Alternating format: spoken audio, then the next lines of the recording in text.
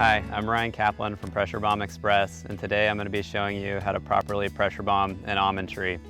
The first step in the process is you're going to want to take your readings between noon and 4 p.m. This is the hottest part of the day, and it's going to give you your most accurate readings.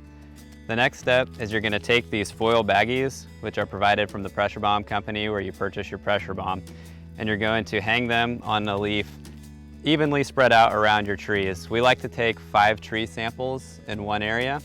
So we'll do 3 trees in one row, then move over one row and do the next 2 trees in that row. When you're selecting your almond leaf, you want to find a leaf that's representative of the whole tree. You don't want to pick one that's too small. You want to pick one that's average size and doesn't have any damage. So a good leaf would be one like this. And you want to select your leaf. I like to take them probably about halfway from the trunk to the outside of the canopy, and this is a perfect representation of that. So you'll take your foil baggie and you open it up. These small foil baggies have a zip lock on the inside of them, so it makes it easy to clamp down on the stem. When you're also selecting your leaf, you want to have one that has a long stem petiole. If you get one that's too short, then it tends to be a little bit hard to get it into your pressure bomb. So you want to find one with a long enough stem that'll make that easy on you. So you'll slide the baggie in, and then I like to close the Ziploc from the outside in, making sure you're gentle not to hurt the stem, because if you crack the stem, you're going to get a high pressure reading and it's not going to be accurate. So be gentle. You'll hang the leaves and we'll let them hang for 10 minutes before we come back and cut them and pressure bomb them. After your bags have been hung for 10 minutes, it's time to go around and collect your leaves off of your 5 trees. The best way to do this is I like to use a sharp razor blade, and you come in and you want to cut your stem as close to the branch as possible so you give yourself enough petiole to make it out of the cap on the pressure bomb. So I like to cut them with the razor blade, leaving enough stem so it's useful. So you'll collect one. I like to collect 3 leaves and then go back and pressure bomb those 3 leaves, then come back and collect the next 2 and pressure bomb those 2.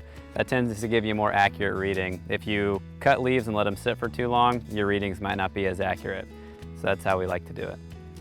After you've collected your leaves, it's time to do the pressure bombing process. So the first step in the process is sometimes these almond leaves are really small and you don't have much stem to work with when you're putting it into the pressure bomb unit.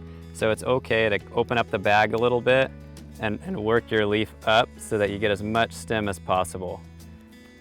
Then once you do that, the next step I like to do is I like to fold the corners of the bag down so you make a little triangle. This makes it a lot easier to guide that stem in through the cap of the pressure bomb. So once you're at this point, you remove the cap from your pressure bomb unit. The cap, the black part of the cap, if you turn it to the right, it tightens down the O-ring. If you turn it to the left, it'll loosen the O-ring. So from here, you want to guide the stem into the O-ring, making sure that it's coming out the other side so you can see it when you start pressure bombing. Then you want to tighten down the O-ring on the stem so no nitrogen will escape. Once it's in there firmly, you're ready to move it into the chamber.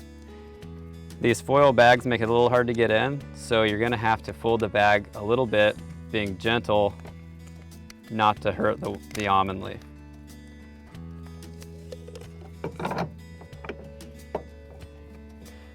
Once it's in the chamber, I like to give a little bit more of a tightening snug onto the top of the cap, and then you're ready to start letting nitrogen into the chamber. From here, you'll use your magnifying glass to keep an eye on the top of the stem, and as there's nitrogen going into the chamber, you'll keep an eye on the gauge. So we'll start the flow of nitrogen into the chamber. As the nitrogen's building, you want to keep an eye on the stem and constantly look over to how many bars of pressure there are.